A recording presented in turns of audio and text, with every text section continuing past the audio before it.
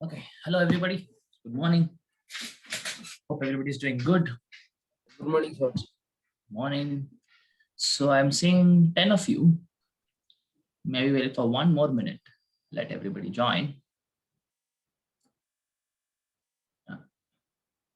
Just give me. We'll start the class by 9:47. Right.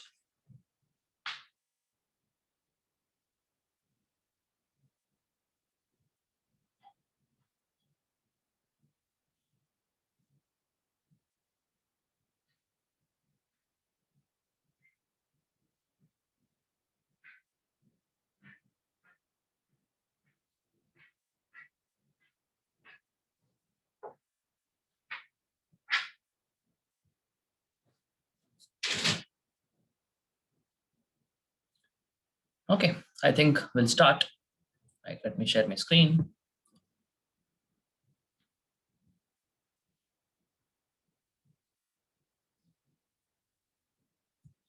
Oops, not this.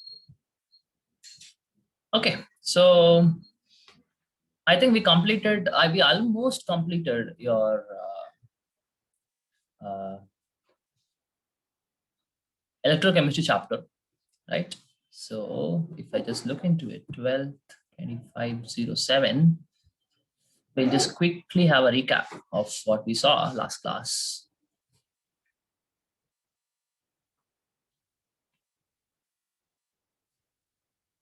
Right. So what is this molar conductivity? Why did we start this? Okay. Someone asked me, right? Well, how molar conductivity, how the graph looks, all that we saw. Then we went on to see Colt-Roche's law again.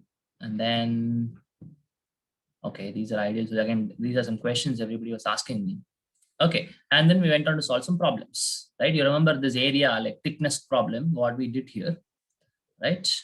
And then we went on to see another problem.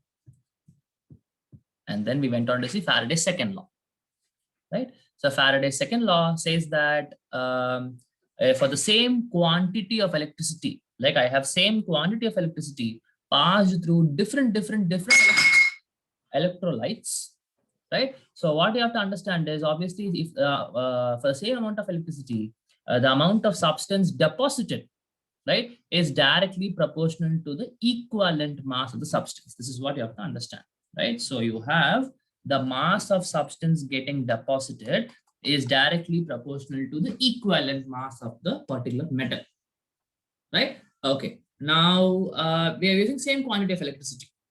Correct. Okay. So then we went on to see what is this equivalent concept, right? So equivalent concept, I told you, this alone you remember, only for metals alone, elements alone, if you remember, that is more than sufficient for this particular chapter, right? So equivalent mass is equal to, where is the formula? Okay. Equivalent mass is equal to molar mass of that particular species divided by something called as N factor, right? This N factor is going to depend on what kind of species are we talking about, right? So for elements, right, the N factor is nothing but the valency. So for aluminium, it is the valency is 3, 27 is the atomic mass of aluminium. So you'll find that 9 grams is the equivalent mass of aluminium, right? Same way for ions, we saw it is nothing but the charge, right?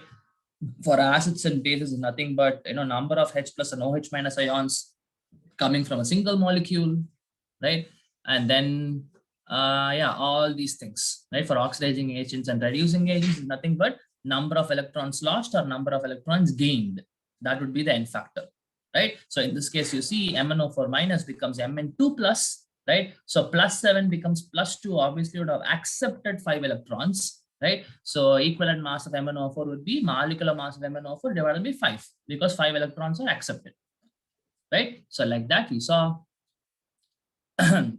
Now we went on to see what is the importance of this equivalent concept. I told you that any problem can be solved in two ways, mole concept and equivalent concept. But for mole concept, we require a balanced chemical equation, right? But for equivalent concept, we really don't require balanced chemical equation, right? Just having a skeletal equation is enough for me to do the problem calculations, right? Okay, and there is just like number of moles, we have something called as number of equivalents, which is nothing but given mass by equivalent mass. Like number of moles would have been given mass by molecular mass. This would have been given mass by equivalent mass, right? Okay. So that will be, though I told you that whatever be the number of equivalents here, whatever for any of them, if you know, all the others will have the same number of equivalents. But my number of moles will be different because if you look at the ratio, mole ratio, 1:2 is the mole ratio here, right? But for equivalent ratio, always it will be 1:1:1. Everything, products and reactants, everything, right? Okay, we even saw the case of X's and limiting reagents, whichever is blindly, you can say, whichever is in higher amount, whichever is the number of equivalents is higher, that will be the excess reagent. Blindly, you can say, right? Okay, then we went on to see the concept of normality, the same thing, right? Normality, number of molarity is basically number of moles by volume. Here it is going to be number of equivalents by volume. That is normality, right?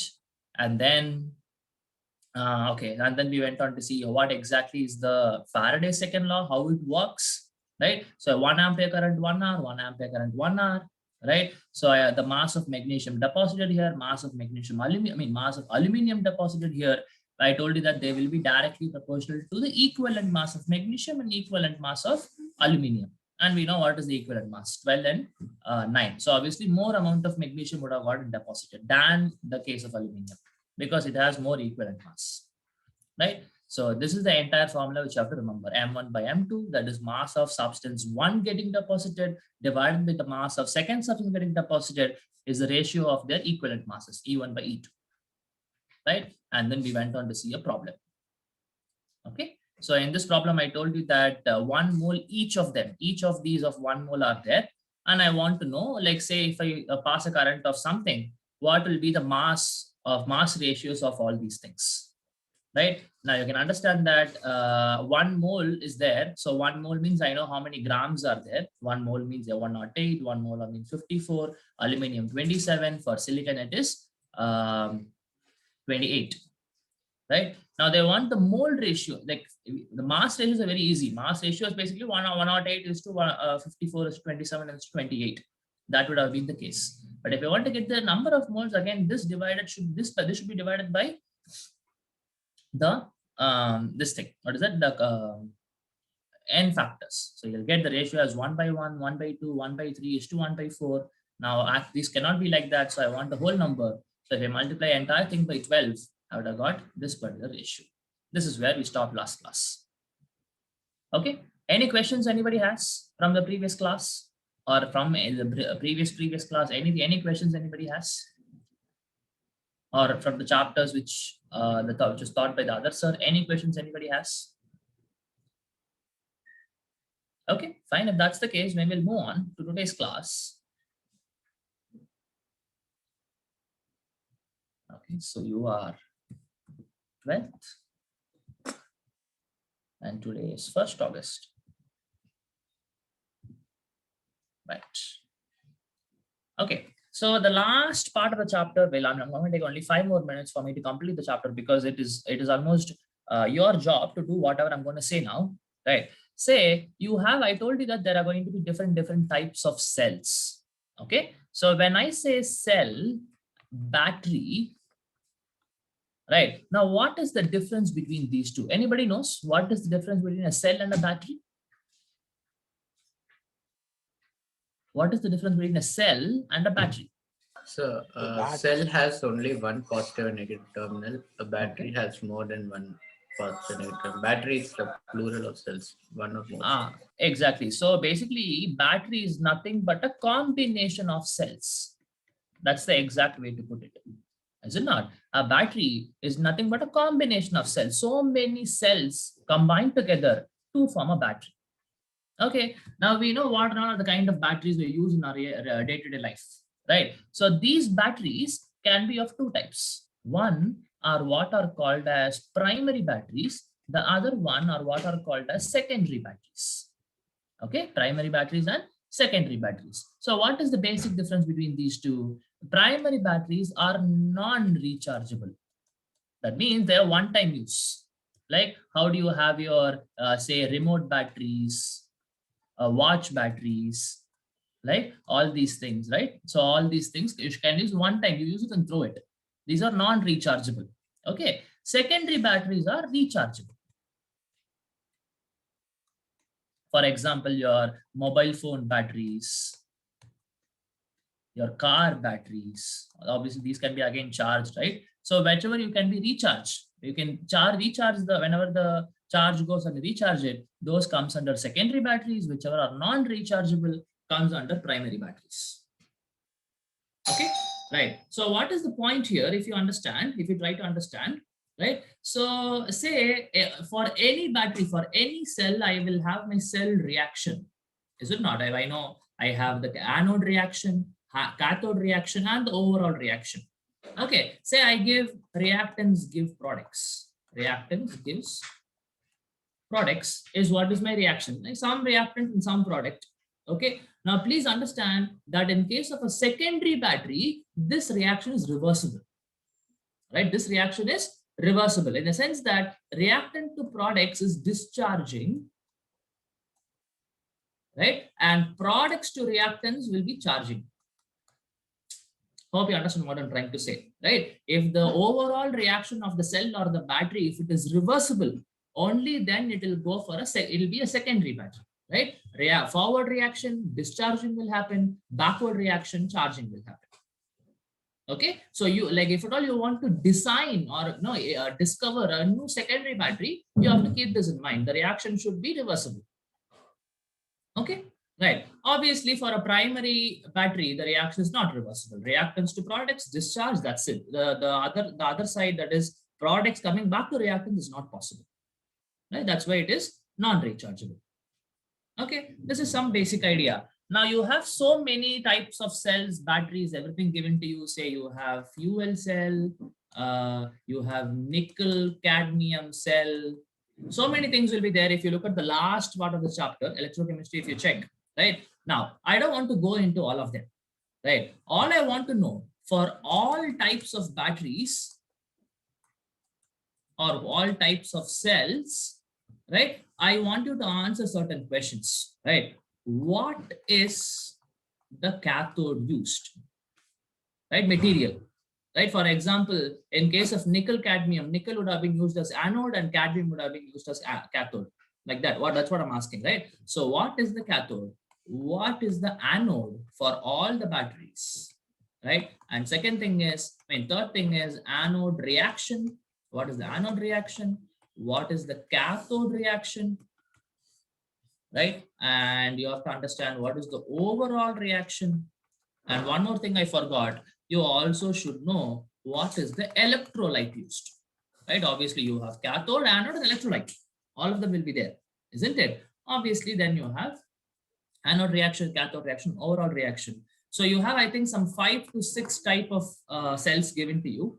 For all these cells, look into the notebook and just try to know these things. Okay, cathode, anode reaction, cathode reaction, overall reaction, and what is the electrolyte used. Okay, that is your job to do, because there's no point in telling me, okay, this is the cathode, the same thing. There's no point. Okay, so for all these cells, whatever is given in a textbook, just know these 6 questions should be answered for all the type of batteries which is given in a textbook. Okay, that makes sense. Other than that, all you have to understand is primary and secondary battery, not rechargeable and rechargeable. That's it. Okay, so with this, we end this chapter, electrochemistry. Okay, anybody wants to ask me anything regarding this chapter? I have a doubt. Yeah, tell me. There's only one difference of primary and secondary cells. There is only one difference for primary and secondary. Yeah, there is only one difference. The one is basically it's all about the overall reaction. Instead of saying it as non-rechargeable and rechargeable, the perfect way of putting it would be the overall reaction would be reversible in case of secondary batteries, and in case of primary batteries, they are not reversible. That's the only point. Yeah. Yes, sir. Okay, right? Fine. So any other questions anybody has in this chapter? Okay, fine. So I think we plan to start electrochemistry, but we cannot start that because it is not there for your first term, right? Maybe I'll just, okay, fine. So maybe today we'll start with solid state. Sir, but Karthik sir was teaching it yesterday, sir. Sorry, sir. On Friday, Karthik sir started solid states. Oh, he started solid state? Yes, sir. Okay. So what chapter is remaining then? Biomolecules and P block elements. That chapter. Biomolecules and P block elements is remaining. Yes, sir. Okay. for term one. Okay. Biomolecules you want to see, we can do that, but it would be better if I have a PPT for biomolecules, because there will be a lot of structures which you have to know. Every time drawing it will be very difficult. What can we do then? Okay. Tricky situation. Or any idea do you have, people? Like biomolecules will be very difficult. I told you that we need some kind of PPT, or I should have some kind of structures already with me. I should have had some homework done if at all I were to teach biomolecule, because there are a lot of structures involved. Any other idea you have? Any suggestions? What do you want to do in this class? P block, again, P block, I told you that we'll have some kind of quiz and stuff. You have to read it and come. I'll give you certain things to read, and you'll read it and come, and we'll have a quiz. That we'll do. So we don't have any other chapters left for this term. Any suggestions from you? What do you want to do in this class? You can give a brief explanation of solid state. You can have, I can give you a brief introduction, explanation to solid state. Okay, fine. That is one suggestion. Anybody has any other suggestion? What can we do in this class? Or you can start with surface chemistry. Surface chemistry. Is it there for in this? Is it there for this term, surface chemistry? No, sir. No, sir. Okay, it's not there. Tricky situations. Okay.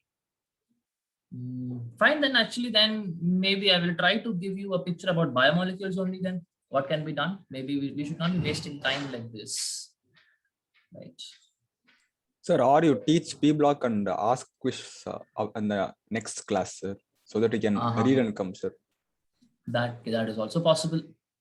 Right. Maybe what will we do is I will download your NCERT textbook, and from that itself I can teach P block. Right. I'll ask you to underline whatever those important points, and then that's the best way of doing it. Okay. But from next class, I'll tell you what to read and come, and you read and come, and then we'll have a sort of quiz. Okay. Right. Okay, before that, maybe I will segregate you into some groups, right? I'll see how many people are there.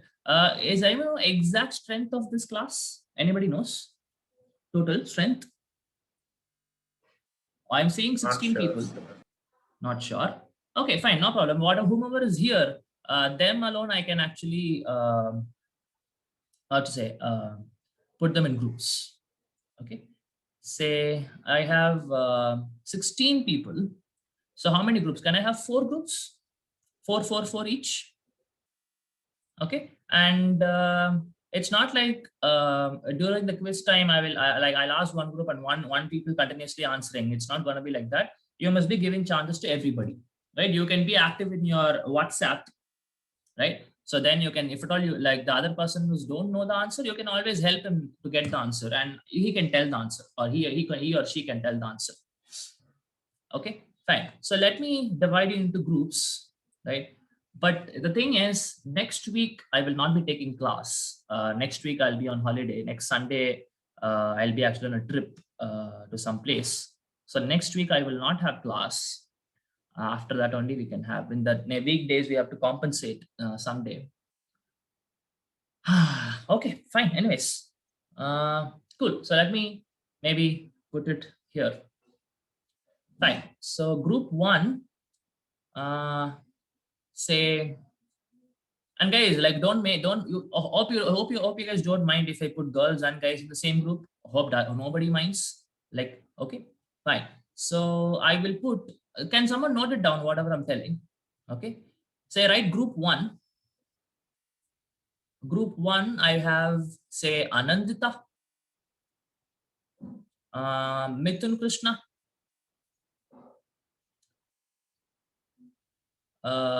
Satya Priya. Okay, hope, is somebody noting down? Anybody? Yes, sir. Okay, so group 1, I have Anandita, Mithun Krishna, what I told? Satya Priya and Ashik. Okay, so this is group 1. Okay, maybe I will also note it down. There's something in the chat. Sir, please put me and Niklesh in the same team. See, this is not going to work like this, right? Everybody is your friend, right, Mithun? Right? It's okay to work with anybody, get to know new people, make new friends. You don't know anybody. You maybe if you meet some new people, they might become your best friend. Who knows, right? So don't have all these thoughts. Okay, it's completely all right. All are your classmates, all are your friends, right? So if you're going to restrict yourself to only certain people, the exposure you have also only will be very limited. And get to know good stuff from all the people possible. Okay, Mithun, right? Okay, so the group 1, let me write. Oh, this is not the once again.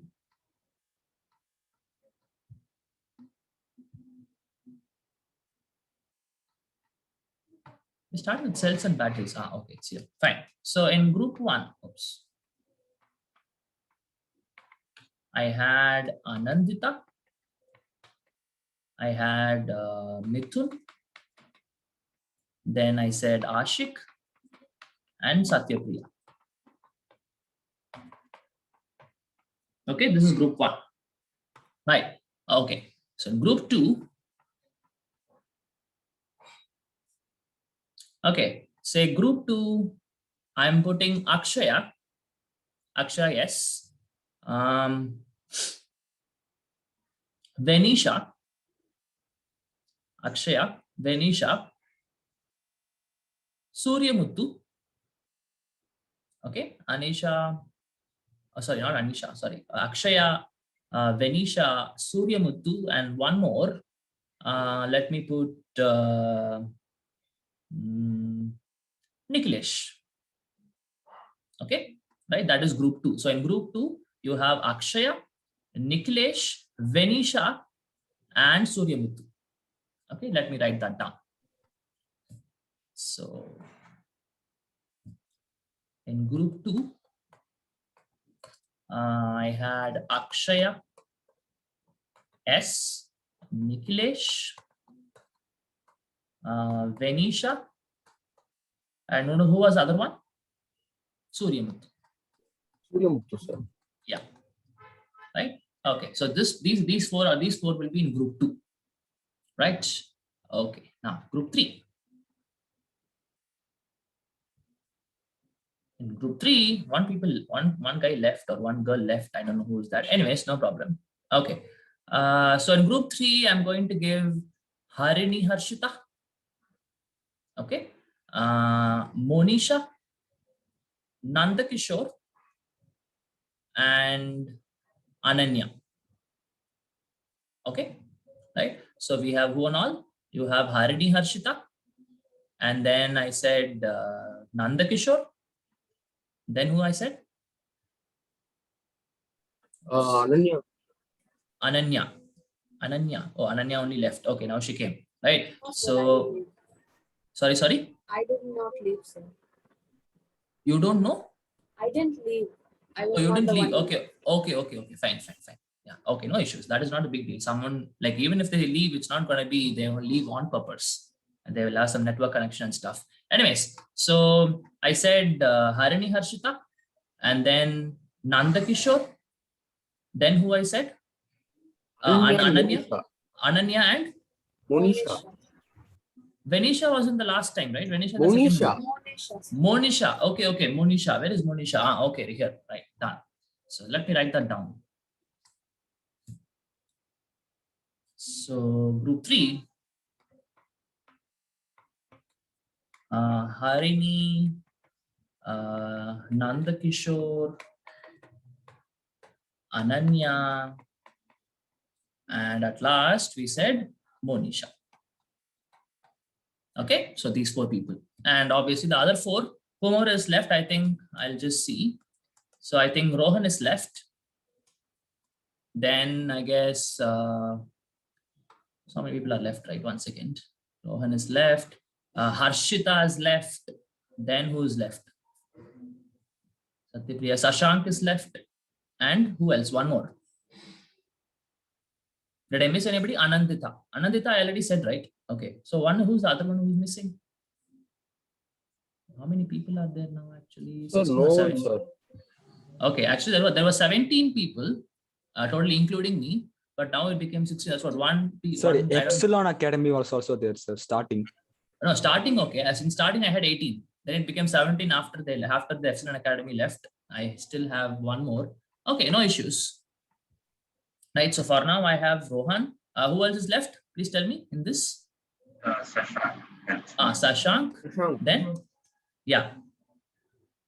Is any questions? Okay, one more. Who was that? And Ashita, sir. Harshita. Okay. Right. So one more, whomever is there extra, whomever is there will be in your team. Okay, just check whomever is missing. So that person will be in your team. Okay. So hope you all know your group numbers and who group numbers and group members. Okay. So like, please do not restrict yourself from talking. Please talk and please know, like say, you can divide among yourself, say this I'll read, this I will read, whatever strategy you can come up with, please go for it. Okay, right? And we can have a quiz whenever we meet after this. Okay, so maybe today we'll be starting with group, I think you start with group, start with nitrogen family, right? Nitrogen family is group 15, correct? Okay, so we'll start with group 15 today, right? And maybe for so for the class, for the next class, we will have the quiz on 15 and 16, group 15 and 16. Okay, you have to read entirely and count. Like group 15 will try to, I don't think we'll complete today, but still, right? So group 15 we'll see today, how much ever we complete. If not, even if I don't complete or complete, group 15 and entire 16 will be your quiz topics for next class, whenever be the next class. Next week, Sunday, will not have a class. So obviously it will be in some other week, in the weekday, Sunday. So you can start preparing.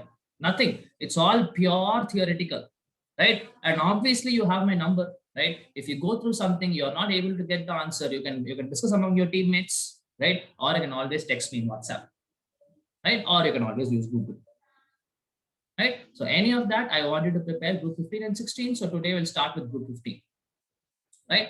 Okay. Anybody has any other concerns regarding this? Sir, do we have oxo acids also? Oxo Yes, acids. you have oxo acids. Yes, absolutely. You have definitely oxo acids. You have. Did in any of your schools did they start P block? In my No, school, sir. they finished. They finished P block. Amazing, amazing, great. Okay, then no issues. And everything, whatever is there in the textbook, everything is there. Okay, right. So maybe now what I'll do is I will download your textbook, and then there is no point in using OneNote. Okay, everybody has noted down their teammates, right? I can close this part. I can go to Google Chrome. And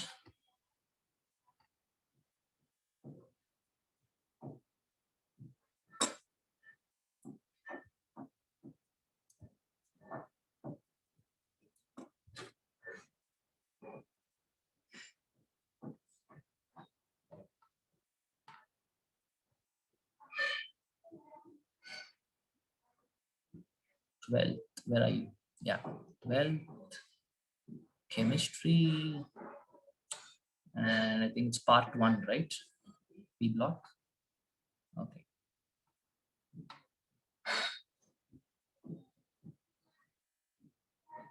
Does anybody know which is the chapter number for P block? Can someone check and tell me? Chapter 7, sir. 7. Chapter 7. Okay, cool.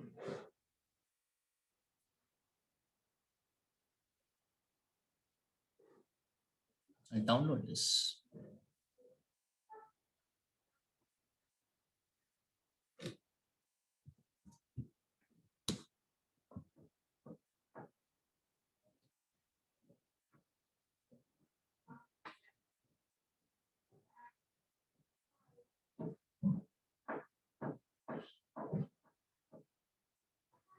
Will I be able to use this? No. So I have an idea. 1 second. there is this import, right? Insert something will be there, print out, right?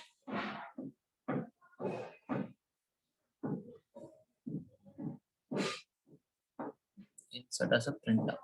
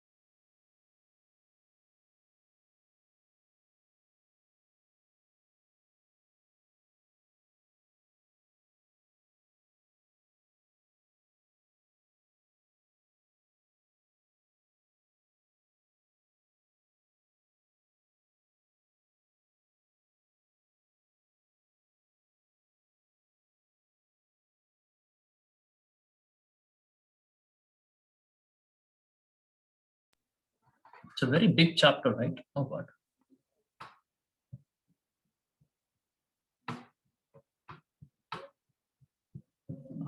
At last. Okay, fine. So, like, first of all, we'll try to understand what are all the elements present, like which and all groups we are going to study here. Okay, so basically, we'll be studying about group 15, okay, 16, 17, 18. These are the things which we'll be studying. Okay, because you would have done group 1, 2, and 13, 14 in your 11th standard, right? That is your lithium family. This is your beryllium family. This would have been your boron family. And this would have been your carbon family, right? So this entire thing you would have done in 11th class. So for 4 groups here, 4 groups here, right? And obviously you will be doing the in between, that is 1, 2, that is 3 to 12. That is my D and F block. That is a separate chapter we'll do later. Okay, fine. So now you have group 15, 16, 17, 18 is what we are going to see. Right. So in group 15 is basically nitrogen family. Group 16 is basically your oxygen family. This is fluorine family. And this is my neon family, or this is my noble gases. Right. Right. Fine. So so we'll be concentrating today on group 15. Right. So you already know how the periodic table works. What are the atomic trends, how atomic size varies down the group, along the period, ionization energy, all these stuff should be there in your fingertips. Okay, right? Does anybody have any concerns regarding those things? Right? How atomic size varies, all the atomic trends, right, should be there in your fingertips. For that, you need to have the knowledge of the periodic table chapter from your 11th class. Right? Is everybody comfortable with all the atomic trends? How it varies down the group and along the period? Is everybody okay? Or you want me to give a brush up for that also? Can you give a recap on that, sir? Yes, sir. Was my correct. Okay, fine. If that's the case, we can do that. Cool. Maybe then, fine. Before we move on to see this 15th group, actually, then what we'll do is we'll come to that later. Okay, fine. So atomic trends, right? Say first what we'll see is atomic size, right? Down the group, how it varies along the period, how it varies. Okay, so now any group you take for that matter, say I take lithium, sodium, potassium, rubidium, cesium, any group, or say you take beryllium, magnesium, calcium, strontium, barium, right? So any of these groups you take, okay? So now what happens, if you look at what is the configuration for lithium, it would have been 1s, 1. And this would have been 1s2 and 2s1. This would have been 3s1. Obviously, before this, you would have had 1s2, 2s2, 2p6, and 3s1. So what you understand here is that the number of shells keeps on increasing as I go down the group, right? The number of shells keeps on decreasing as I go down the group. Okay, right. So what do obviously happen when I go down the group, right? The atomic size increases because the shell number keeps on increasing. This is first shell, the valence shell is only first shell. This the valence shell is second shell, valence shell is third shell. So this for this it will be 4s1, right? So all these things, or what you understand is, if I go down the group, the the atomic size increases. Sorry, correct. Atomic size increases. Okay, right. Now, when I go along the period, when I write the arrow mark like this, when I say left to right of the period, right? Obviously, you will see that it is going to decrease. Now, why it decreases is very simple. Say, if I compare lithium, beryllium, boron, carbon, nitrogen, oxygen, fluorine, so on and so forth. This is what is period 1. This is period 1. Actually, period 2. This is period 1 will contain what? Hydrogen and helium. Right? That is only in period 1. Right? In period 2, I have this many metals. Okay. Now, if you look at the configuration here, people, actually, this is not 1s1. 1s1 would have been for hydrogen. This would have been 2s1. This would have been 3s1, 4s1, 5s1. I'm so sorry, guys. 1s1 would have been there for what? Hydrogen. Right. Okay. My bad. Anyways, the thing which I told you is correct. When I go down the group, the size increases. Okay. Fine. So here you see, here I have 2s1. Here I'll have 2s2, 2s2, 2p1. This will have 2p2. That is 2s2, 2p2, 2p4, 2p5, 2p6. All these things will be there. Right. Okay. So what I have to understand is you are adding more and more number of electron in the same shell. In the second shell, all these are 2. Principal quantum number is 2 for all of them, right? So you keep on adding electrons in the same shell, right? So if you do that, what will happen? There is one nucleus, right? If the number of electrons keeps on increasing, what will happen? The attractive force also increases, right? The attractive force between the nucleus and the electron keeps on increasing. Now, one more thing I can tell you, this attractive force, right? This attractive force between the nucleus and the electron, right, is what is called as nuclear charge. Okay, it is what is called as nuclear charge. Okay, nuclear charge, I think, but the attractive force is existing between the nucleus, which is positively charged, and electron, which is negatively charged. Okay, now, if the attractive force between the nucleus and the electron is very high, right? If the attractive force between the nucleus and the electrons are very, very high, obviously what will happen? I can tell that if it is going to be inversely proportional to the atomic size. You can, if you're looking at my video, right? Say if the attractive force is very small, it will try to shrink the atom because of the attractive force, right? So more and more is the attractive force, more and more it will be the shrinkage, more and less would be the atomic size. Okay, now what are you doing here in this period? If I go along the period, right? If I go one period I take, not only in this period, any period you take, right? Actually, you are adding electron, keep on adding the electron when I go from this in the same shell, right? So if I add it in the same shell, what will happen? The nuclear charge will increase because the number of electrons increases in the same shell, right? So obviously nuclear charge increases, the atomic size will keep on decreasing. Okay, that is what I told. When I go along the period, left to right of the period, the atomic size decreases. Okay, now since we know how atomic size and nuclear charge are related, nuclear charge is also one of the atomic trends, right? So for nuclear charge, it is going to be exactly opposite, right? So for second one would have been your nuclear charge, right? So nuclear charge, when I go down the group, it decreases, right? You can see because atomic size increases, and when I go along the period, it increases. Okay. So that is your next atomic trend. Some kind of building activity is going on. I'm so sorry, guys. Okay, right? I hope you understood this. Nuclear charge and atomic size. Okay, now, second one, or third one, we can see is about the ionization energy. Right? Sir, sir, yeah. can you say whether atomic size will increase or decrease across the period, sir? Yeah, atomic size will decrease along the period. When I go from left to right of the period, atomic size decreases. Why? Because you are adding electron to the same shell. Nuclear force of attraction increases. That will constrict the atom. That will shrink the atom. Thereby, I say that atomic size decreases. Okay, when I go along the period. Yes, sir. Right. Good. So next atomic trend is the ionization energy. We know what is ionization energy, right? Ionization energy is nothing but the energy required to take out an electron from the valence shell, from the last shell, right? Whatever be the number of electrons. I am not worried about the inner electron, right? I am worried about the electron that is there in the valence shell, right? So what is the energy required to take out this electron? Obviously, you have nucleus and you have the electron, they will have some attractive force, right? So if you want the electron to come out, you have to spend energy. You have to break this kind of interaction between the nucleus and the electron. There is positive, there is attractive force. You have to break the attractive force. For me to break the attractive force, obviously energy has to be supplied, right? Only then if energy is supplied, this electron can come out. Okay, now how much energy you supply for removing the valence electron is what is called as ionization energy.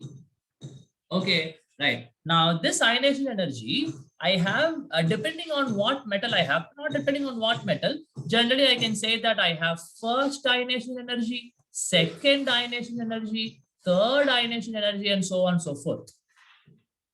Okay. Right. Now remember, always the first ionization energy is always greater than second, and second is always greater than third, no matter what. Okay. Now we'll try to understand how this works. Say for example, I have sodium. Okay. Now sodium, I know what is the configuration. It is basically 1s2, 2s2, 2p6, 3s1. That would have been the configuration, right? Now sodium, say it becomes Na plus. Obviously, if an element loses electron, it is going to have a positive charge, right? So by removing an electron, and obviously you would have supplied ionization energy here. And I would say it is the first ionization energy for removing the first valence electron.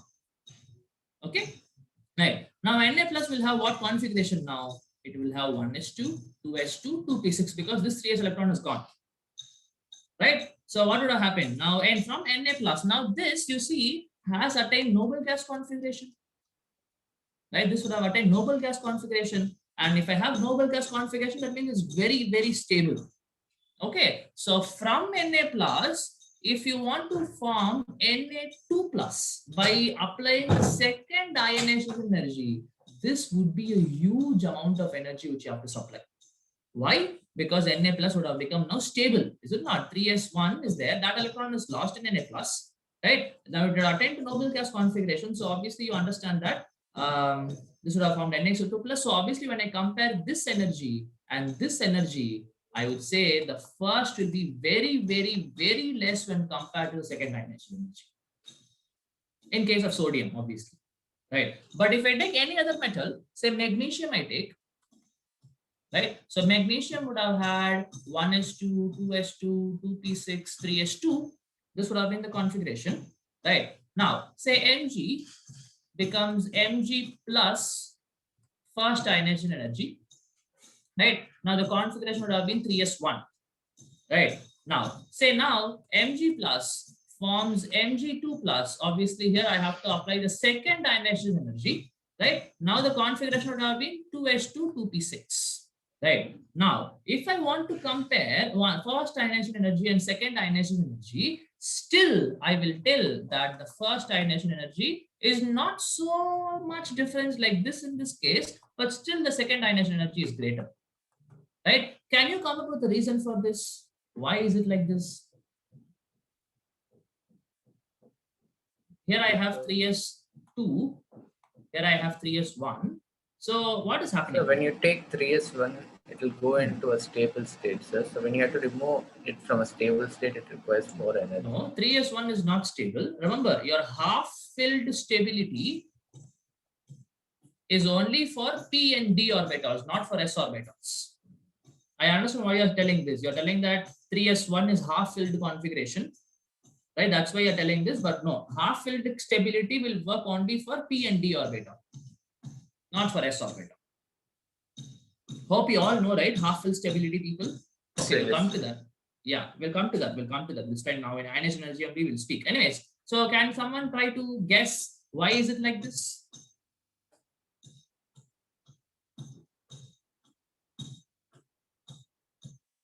Because of the valence electron, sir. Okay, valence electron, what happened? So the orbitals will be fully filled in case Orbitals of are fully second filled. ionization energy. Here it is fully filled, but see, for this species only you supply energy, right? Second ionization energy. After you supply energy, you form stable state. That's okay, right? But between these two states, why is it like this? Okay, fine. Let me tell you, it's all about the nuclear charge again, right? Say you look into the third shell. I'm sorry, my diagram is so bad. Okay, you look into the third shell. I initially had 2 electrons, 1 electron here and 1 electron here, right? So what would have happened? What you would have seen is that the nuclear charge would have, or the nuclear force of attraction would have been shared between 2 electrons. Correct? The nuclear force of attraction, the valence shell, would have been shared by 2 electrons. Say what would have happened? Say totally it was 10 joules, the energy or the force, okay, 10 Newton. Okay, say this would have had 5 Newton, this would have had 5 Newton. Correct? Right. But when I remove the electron, when I remove one of the electron, right, now what will happen? The entire 10 Newton force will be existing on this 1 electron only. Right? So what will happen now? This will experience more force. So you have to supply more energy for me to remove this electron. Hope you're able to understand what I'm saying. Again, I'll repeat. If I had 2 electrons in here, right, the nuclear force of attraction would have been shared between these two. Say total is 10 Newton. This electron would have had 5 Newton. This electron would have had 5 Newton force. Now, why remove electron? The entire 10 Newton goes to this particular electron. Obviously, the force of attraction increases. You have to supply more energy for it to come out. Okay. So not only in this case, people, any case you take, almost all the cases you take, always the second ionization energy and the third ionization energy will keep on increasing when compared to the first ionization energy. Okay. Right. Now, when I go to the third ionization energy of magnesium, right? Now what will happen? Basically, I'm trying to form Mg3 plus, right? So that would have had 2s2, 2p5, and there is no doubt that the third ionization energy would be greater than the second ionization energy. Now the reason is very simple, because I have a stable configuration, right? This is a noble gas configuration, right? 2s2, 2p6 is noble. The Mg2 plus already has attained stability, right? So obviously removing electrons from a stable species again requires a lot of energy. So if I have to put the things correctly, the first ionization energy and second ionization energy, obviously second energy is greater, but not so much difference. But between the second and third, there will be a lot of difference, because after the second ionization energy, it forms Mg2 plus and it becomes, what is that? Noble gas configuration. So that is why I write it like this. Okay, first ionization energy, second ionization energy. Obviously, second energy is greater, but not so much different. But between second and third, there's a huge difference. Okay, right. Now, this will work. I told you that for ionization energy, the size matters. Okay. Actually, we have to see how it goes down the group and how it goes along the period first. Then we'll try to understand. Okay, so now when I go down the group, okay, when I go down the group, what happens to the ionization energy? First, obviously, I'm talking about the first ionization energy. Okay, now we know that when I go down the group, atomic size increases, right? Nuclear charge, that is the force of attraction, decreases when I go down the group, right? Obviously, the force between electron, the valence electron and the nucleus is decreasing. Obviously, it is going to become more and more easy for me to remove the electron. When I said that more and more easy, that means less and less energy would be required for me to remove the electron. Hope it all makes sense. Right? Again, I'll repeat. If the force decreases, the energy required to take out the electron also decreases. Right? It increases, the force, the energy decreases, the ionization energy decreases. Why? Because the electron is not that strongly bound. it's very easy for me to remove the electron even with lesser amount of energy supply. Okay, right. So what happens when I go down the group now? The ionization energy decreases, right? Say if I ask you, beryllium, magnesium, calcium, if I ask you to arrange them in the order of their ionization energies, obviously beryllium would have had the highest, then magnesium, and calcium would have had the least. Why? Because calcium has the maximum size, maximum distance of the valence electron from the nucleus. So it is very easy for me to remove the electron. Less ionization energy. Okay, so that happens when I go down the group.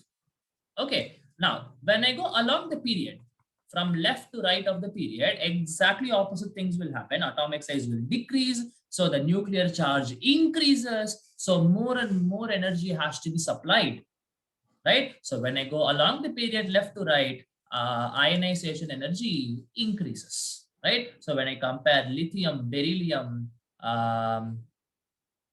boron, carbon, nitrogen, oxygen, right? All these things, I would expect that this keeps on going like this. This keeps on increasing. Okay, right. But there is an exception here, right? What is the exception? If you see, if you try to understand, right? Now look at this. Nitrogen is the problem here. Okay, why nitrogen is the problem? Because it is going to have 1s2, 2s2, 2p3 configuration, right? And you see carbon would have had 2p2 and oxygen would have had 2p4. Okay, oxygen would have had 2p4. Okay, now please understand, when I have half filled stability, right? When I have half filled configuration like this, that will increase the stability of the particular species. Okay, that will increase the stability of the species.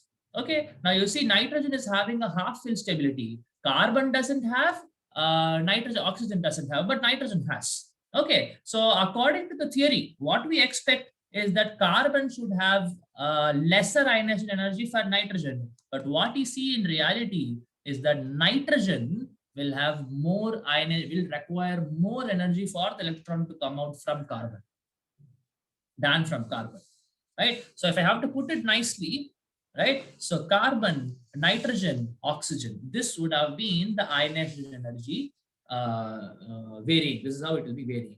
Nitrogen will have higher than carbon, nitrogen will have higher than oxygen also, because it is now again it's not half full stability.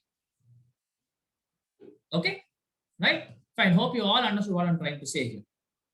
Right? Now same goes between beryllium and boron. Now look at this. Beryllium would have had 1s2, 2s2. Now boron would have had 1s2, 2s2, 2p1. Right? Now you see this s orbital between beryllium and boron is having a fully filled configuration. 2s2 is there. Right? So obviously this also should have been changed, because whenever I have half filled stability or fully filled stability, I am going to have more and more energy required for me to remove the electron. Okay, so there is a mismatch here. Beryllium is having fully filled configuration, so that will have more ionization energy. It is more difficult to remove electron from this than from beryllium. Okay, and there is a thing here also, right, between a carbon, nitrogen, and oxygen. Now in this case, it is because of half filled stability. In case of beryllium and boron, it is because of fully filled stability. Okay, I hope it all makes sense.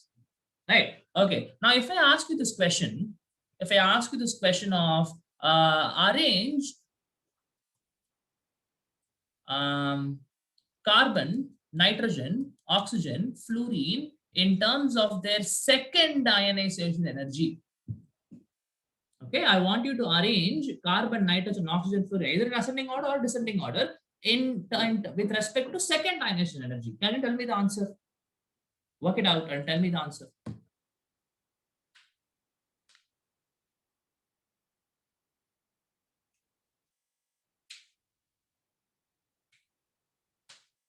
Nitrogen will be the highest. I'm talking about second ionization energy, so be very careful. Not first ionization energy.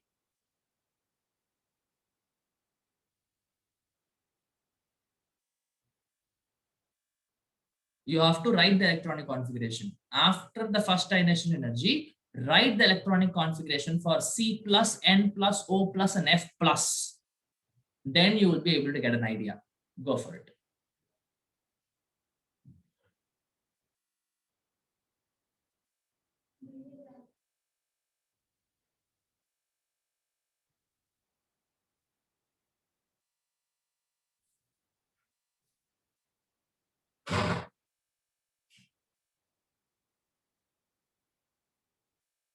Like this only in the quiz, I'll be asking questions, arrange them, ask you to write a structure of that, right?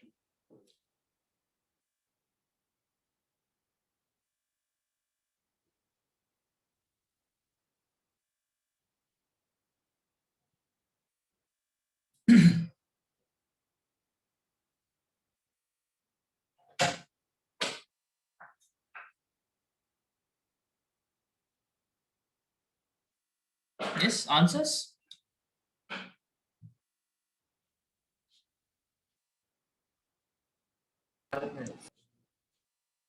Your voice is breaking, Kana. It's 1 Right, minute, sir. Yeah, sure.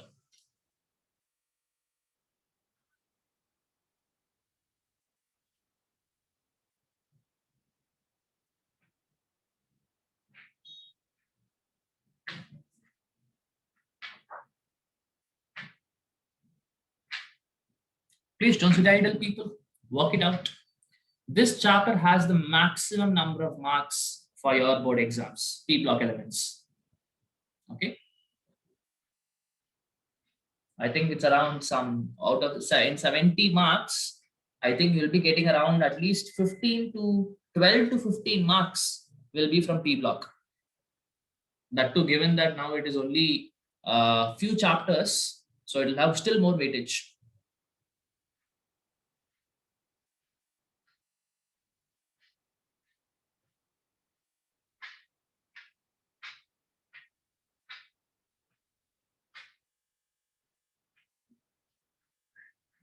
The oxygen will have the highest score. Oxygen will have the highest second ionization energy. Okay, after that.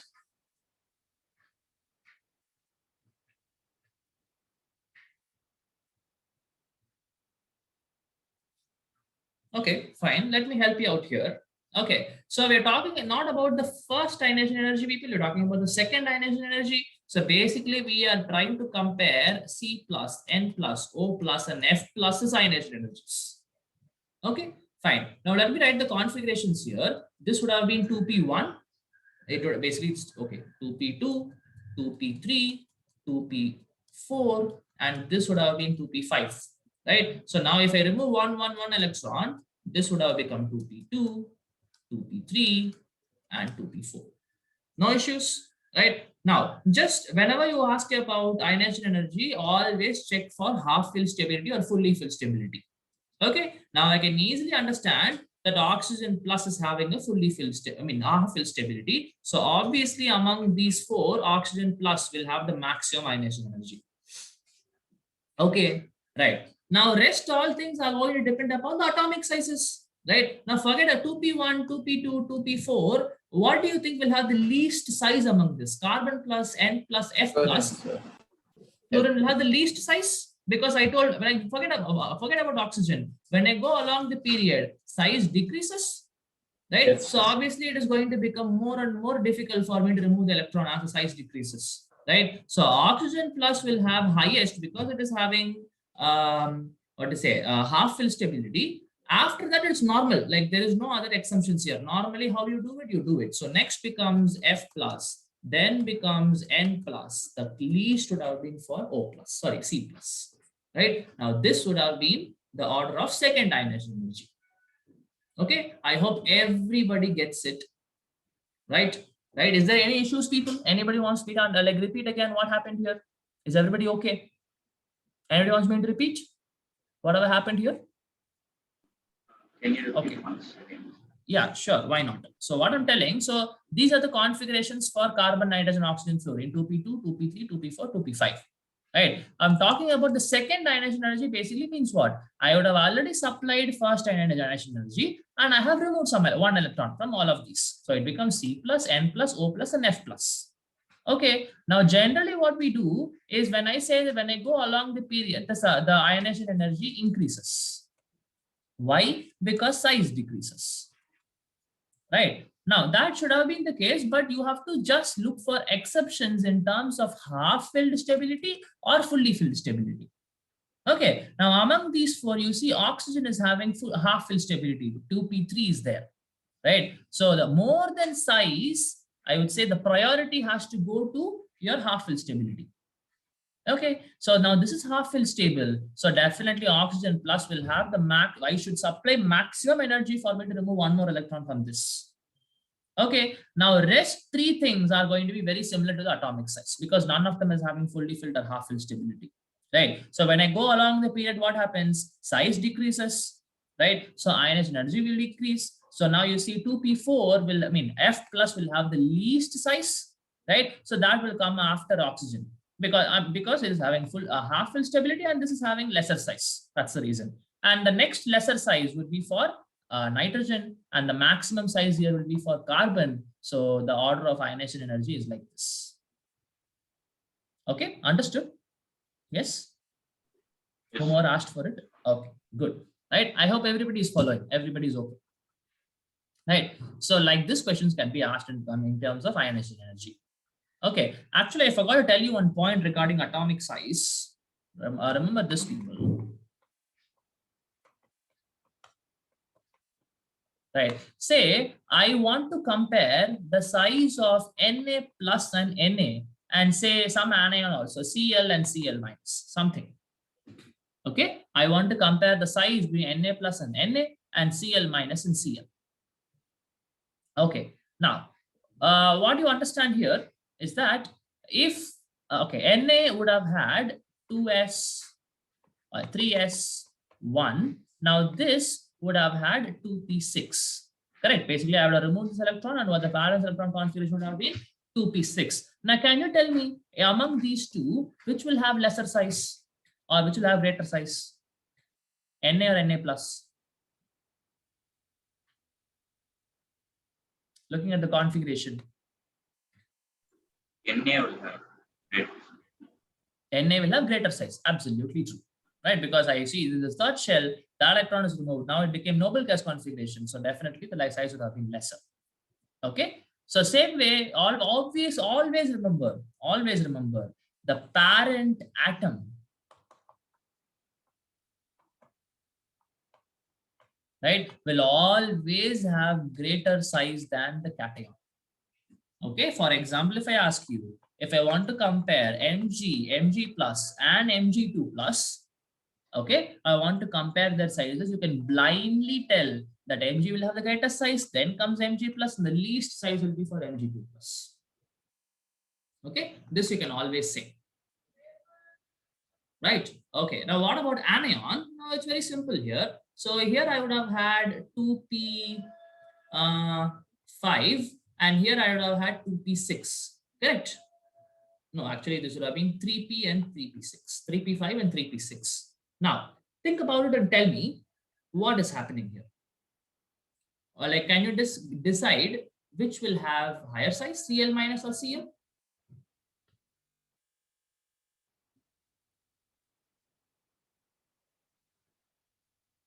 Sir, is it Cl?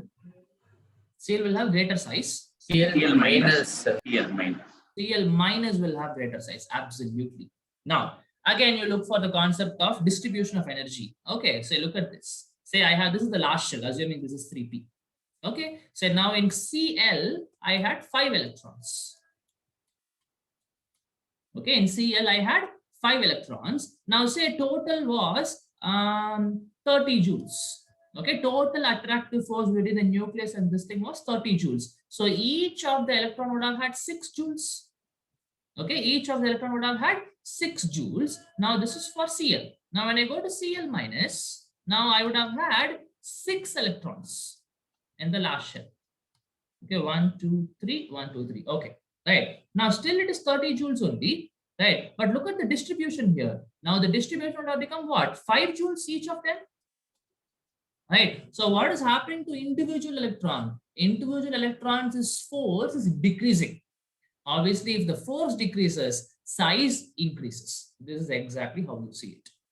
Again, I'll repeat. So Cl had 3p5, 5 electrons in 3p. Say, assuming that the total was 30, right? Each electron would have been suffering, each would have been experiencing a force of 6 joules, right? Now, when I add one more electron, it becomes 3p6, right? It becomes 3p6. Now, what happens? Still, it is 30 joules only, right? But the individual electrons' contribution becomes only 5 joules. Basically, the force decreases, so size will increase.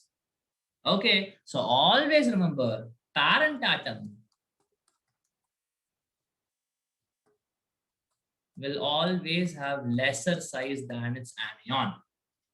Okay, parent atom will always have a lesser size than its corresponding anion. So just like Cl and Cl minus will have greater size. Okay, so this also you can tell, say I have O, O minus, O2 minus, obviously the size keeps on increasing like this. This also you can blindly say, this is O2 minus. Okay, right? This is the point I wanted to mention. So we saw about atomic size, we saw about ionization energy, nuclear charge, and I want to tell about just one more thing, which is very important, and that would be your electron gain enthalpy. Okay, electron gain enthalpy. Okay, now maybe I would require to take a definition for this. Please type on the definition, people.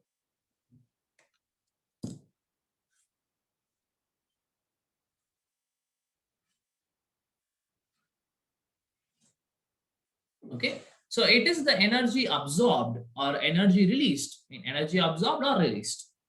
Okay, it is the energy absorbed or released when an electron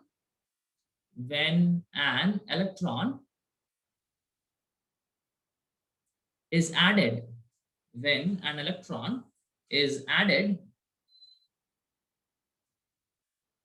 to the valence shell of an element or an atom.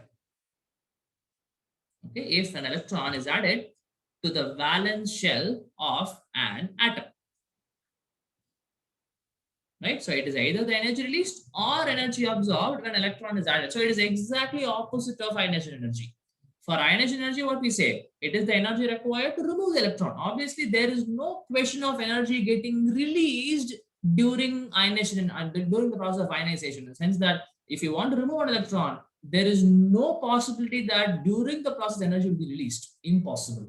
Obviously, you have to overcome the force of attraction between the nucleus and the electron. So you have to, supply some energy, right? But electron gain enthalpy is the opposite process. Obviously, you're adding electron. Okay. Now, adding electron can have both possibilities depending on what element you're speaking about, right? Adding electron will always have two possibilities, right? So that is why when I say electron gain enthalpy, it is always energy released or absorbed. Right. Now, please understand, after adding electron, right? After adding electron, if the species becomes stable like this, say Cl will have 3p5, right? Now, when I add an electron to this, it becomes Cl minus, it becomes 3p6, right? So obviously it becomes more stable, right? So obviously you know how to attain stability, right? Energy and stability are inversely related. Is it not? So if I have to gain stability, energy should have been decreased. And how will I decrease energy? By releasing energy. Very simple. Is it not? Right? How will you, if you want to increase the stability, energy has to be decreased. Energy content of that particular species has to be decreased. How will you decrease it? Only if the species loses some energy or releases some energy. Right. So what you understand here is that 3p5 becomes 3p6. So it becomes more stable. So here energy will be released. Right. And hope you all know sign conventions, people. Energy released will be a negative value and energy absorbed will be a positive value. Right. When I say 5 joules of energy is lost or released, I will tell that the value is minus 5 joules. And same way, when I tell that energy is absorbed, 5 joules, I tell that 5 joules, plus 5 joules is what is the energy value. Okay.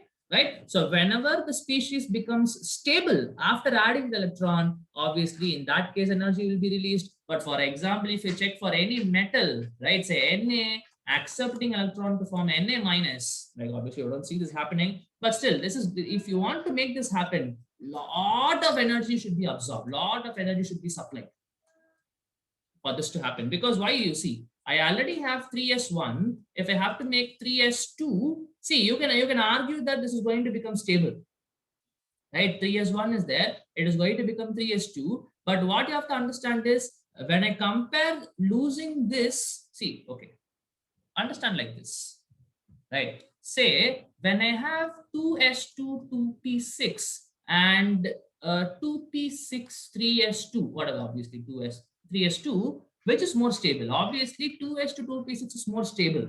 Why? Because if at all you need to have stability here, what should come? The overall stability should be like this, basically 3s2 3p6 3d10. This is the fully filled configuration. This is like, if I have just 3s2 and none of these, this is not fully filled configuration. Okay, right? So this is a fully filled con, obviously. So what I understand is Na minus is not stable. Okay, Na plus is stable, right? So obviously this would have had a lot of amount of energy absorbed. So this would have had a positive value of electron gain enthalpy. Okay, so whenever electron gain enthalpy is negative, means what? The species is becoming stable, right? Where I can give you like this: whenever electron gain enthalpy becomes negative, the species becomes stable, and whenever it is positive, that means that the species is becoming unstable. That is what you need to understand. Okay, now we understood what exactly is electron gain enthalpy, right? Now we'll be able to see how it varies along the group and along the period. Okay, right. Now it is okay. When I say down the group, right? When I go down the group, okay, what is happening? Atomic size increases, right? Size increases. Okay. Now say you have first shell, and say you have two shells. That's what happens in a group, right? When I go the consecutive element, the number of shells increases, right? Now, if you want to add an electron here and you want to add an electron here, okay, where it is more favorable, you think and tell me, here in the first case or in the second case?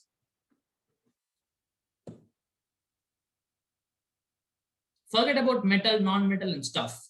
All I'm asking is, when I go down the group, I have say this condition and this condition, where it is more favorable to add, or where it is more easy to add electron, here or here, first or second?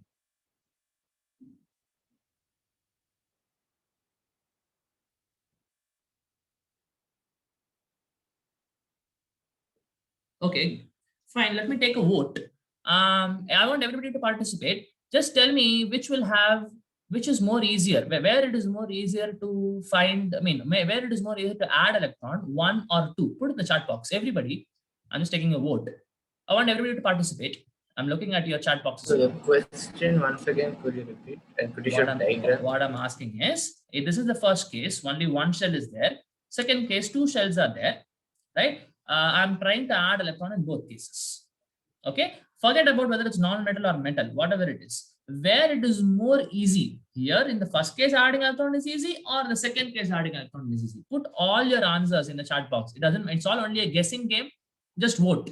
I'm just seeing how many of you are voting. That's it. Go for it. I'm looking at the chat box. Okay, one is more easy. So I say second is more easy. Second. Okay, second again. Second. Okay, fine. So okay, that's it. So many people should participate. Almost I have 15 people here. Only so from 5 or 6 answers came. What about others? Please participate. If you're going to just look, sit and listen to the class and do nothing, it will be so boring for you only. So you can participate. Just as a voting thing. Okay, second again, Ashik says 2. Okay, then says 2. Right. So how many of you told first one? Nanda Kishore told, and I think one. Did anybody tell first? Okay, everybody else told second. Or Rohan, what did he say? Did he first or second? Second, sir. Second. Okay, right. Now, so here the democracy loses. in the sense that whichever thing got maximum vote is not the answer. Whomever the one single lone person who told Nandakishore told one, that is the answer. Now, anybody wants to come up with a reason? Nandakishore, like, I don't know why you told this. Can you come up with a reason for this? Why you told one, or is it was just a guess? Sir, it's because there's only one shell of electrons, no, sir. So because the nuclear pull from the atom will be more. Because there are two shells, the nuclear Absolutely. will be less. Understood. What you're trying to say is absolutely correct. Right. So what is trying to say, people, when the electron is then trying to enter, when the electron is coming near this, the nucleus will be attracting it very easily because it is very close. Right. But for this incoming electron, the electron and the nucleus are very far away from each other. So this incoming electron will not will not experience that much attractive force in the nucleus. Right. But here, since the distance is very small, because I have only one shell, right, the force of attraction between the incoming electron and the nucleus increases. Thereby, in the first case, it is more easy than in the second case. Good one, Nandakishore. Nice guess and nice explanation.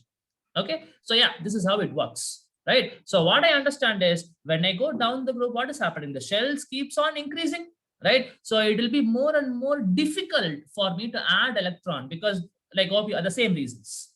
Okay, so what I would tell is that when I go down the group, the EGE, electron gain enthalpy, right, I would say it becomes more and more positive.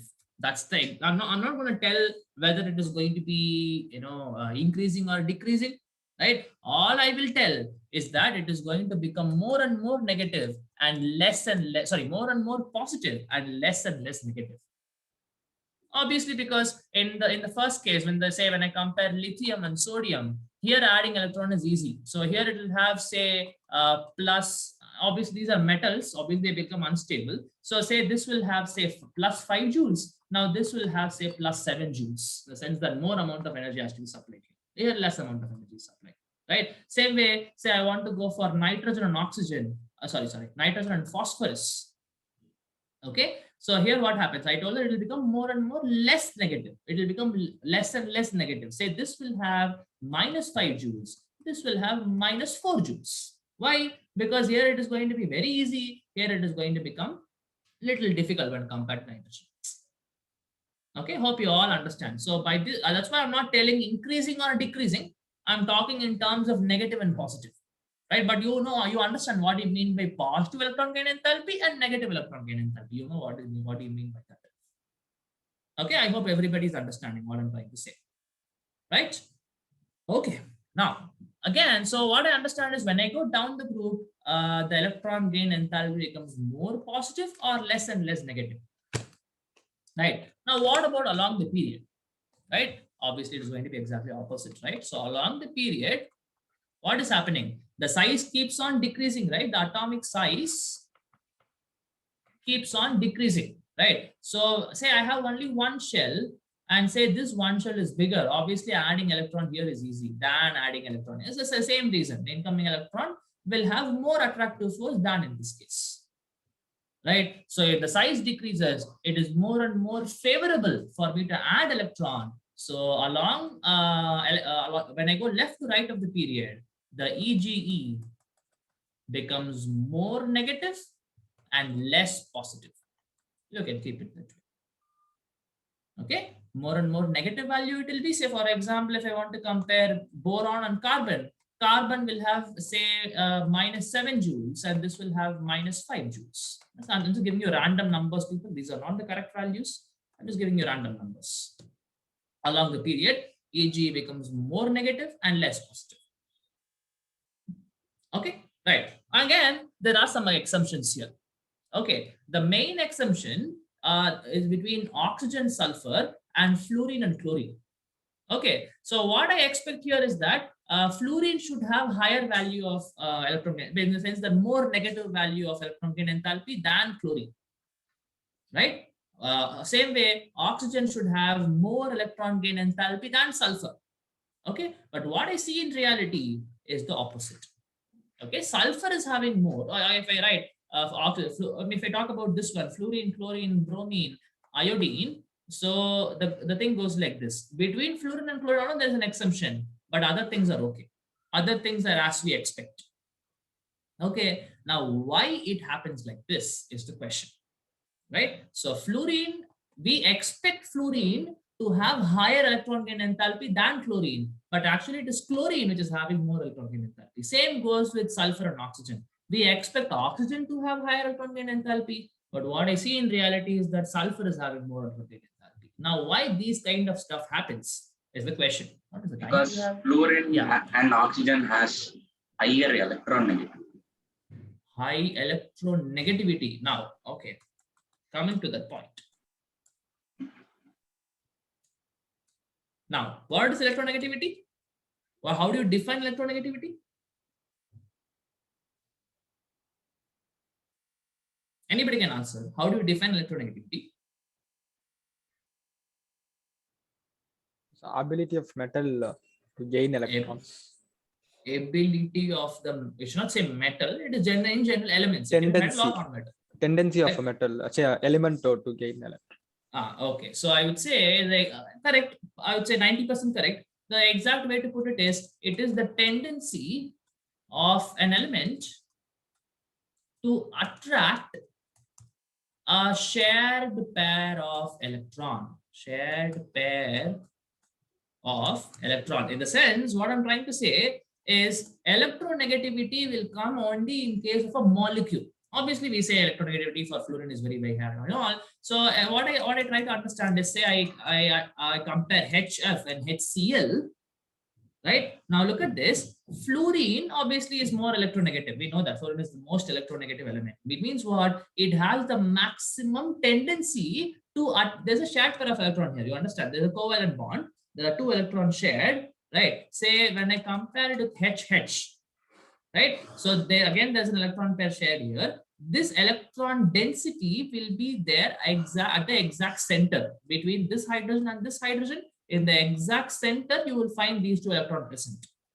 Okay, but if you have HCl or HF, what happens? This shared pair of electron will move towards the more electronegative element. Okay, it will be more towards the electronegative element, right? So now that tendency is what is called as electronegativity. Or if at all you want to put in normal words, obviously it is the tendency of the element to attract an electron. Very, very simple. Okay, so here obviously the electron will not be at the center. It will be more and more towards the more electronegative atom, right? Obviously in this case also it will be more towards chlorine. But if I check the extent of this happening, obviously in HF it will be more and in HCl it will be less because fluorine is more electronegative than chlorine. Okay, so anyways, all you have to understand is that electronegativity is tendency of the element to attract an electron. Very, very simple. Ability to accept an electron, however you want to call it.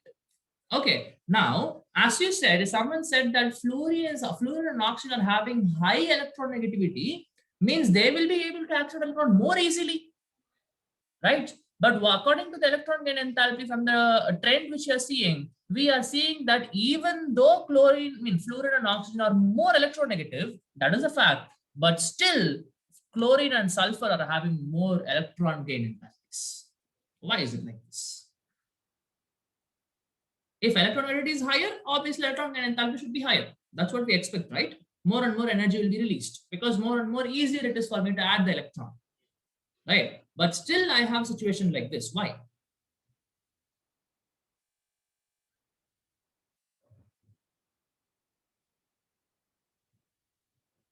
Any guesses from anybody? Can anybody think of any situation, any logic and come up with an answer?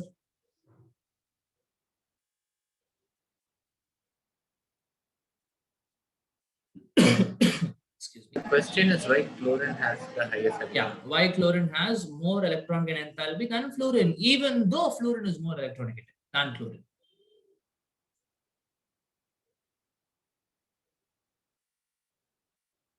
Okay, I think it's very simple to understand.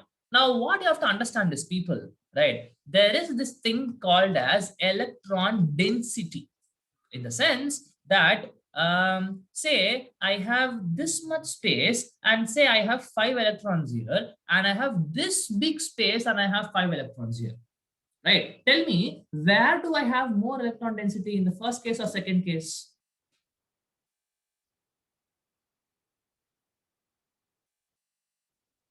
I'm talking about electron density, right? So I have, let's say, the smaller space having 5 electrons, or a bigger space having 5 electrons. Where do I have Smaller more space. electron density? Obviously the first, right? Say you can compare India and China,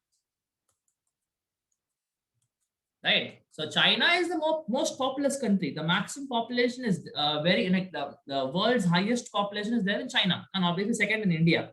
But if someone asks you which is the most populous country, I mean, not which is the not the most populous country among India and China, which is more having population density.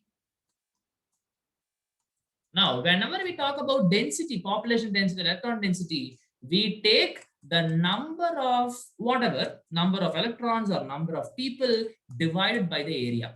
That is what we do.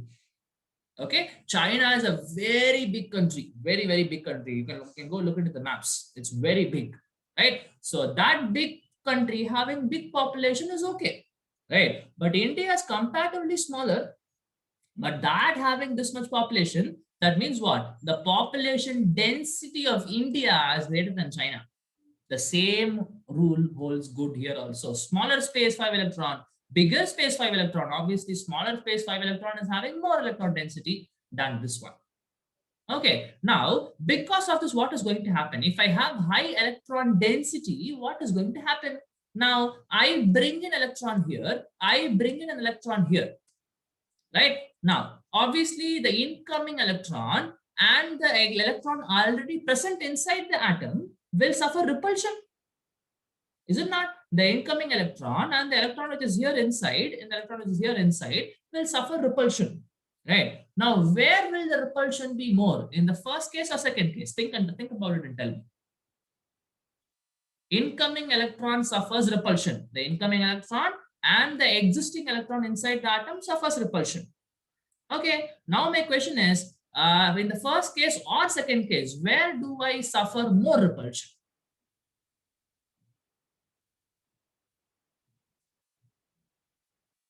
The first case. Obviously, the same, look at it. Say in a house, right? Already 10 people are staying, and say, okay, in a house, 10 people are staying, and in a bigger house, 10 people are staying. Say I want to add one more guy I want to accommodate here, and I want to add one more, I want to accommodate one more guy here. Obviously, here it is more difficult because already the space is less and 10 people are staying. One more person, little more difficult. But here I have a lot of space, so one more guy is not a big problem. Same thing here, right? So here I have, 5 electron, very small space. Already lesser space is there. So if electron wants to come, these electrons are going to repel it very, very high compared to this case here. Okay, so obviously the repulsion experienced by this electron will be way greater than the repulsion experienced by this electron. Okay, now if you understand all this, then you can easily answer the question. Okay, now fluorine is having a very, very small size, right? Fluorine is having very small size, right? And the valence shell is basically same, right? Say it is basically going to be, this is 2p for fluorine. 2p is having 5 electron and very small space, and 3p of fluorine is having 5 electrons. Right? So obviously the incoming electron will suffer more repulsion here than in this case here. Right? So that is the reason why, even though fluorine is more electronegative, right, but the electron gain enthalpy of fluorine is lesser than that of chlorine. Same explanation goes for oxygen and sulfur also. Right? So how will you answer the question?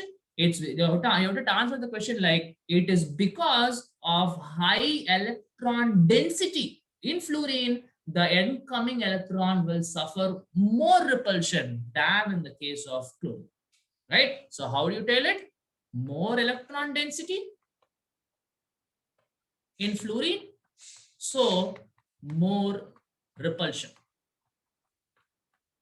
That's why the electron gain enthalpy of fluorine is lesser than that of electron gain enthalpy of chlorine. Okay, I hope it made sense, like total sense, right? Very, very important. This question will even come in your 12th also. Whatever we are seeing now, oxygen, sulfur, fluorine, chlorine, and all. This question is there in your 11th, 12th class also, because you're going to study about that, right? Okay.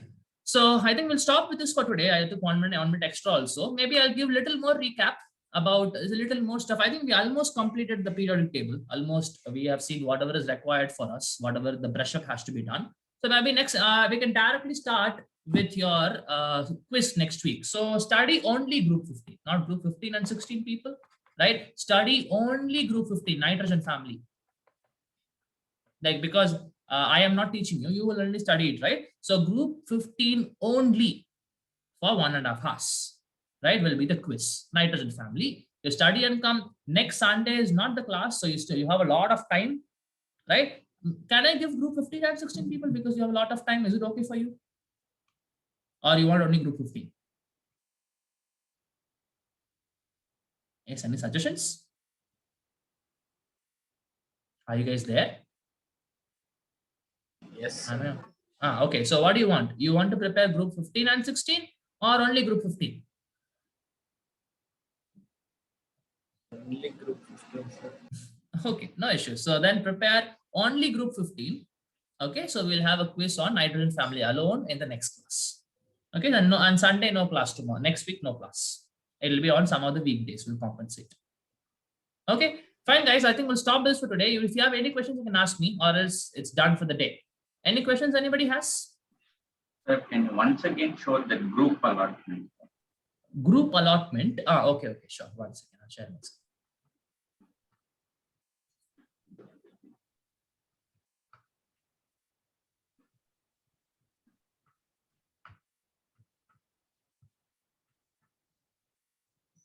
Oh, it's not in this page, right?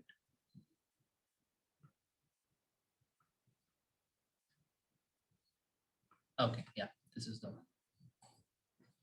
Right, so if I can make it small, and then all the groups can be seen. Yeah, this is the group.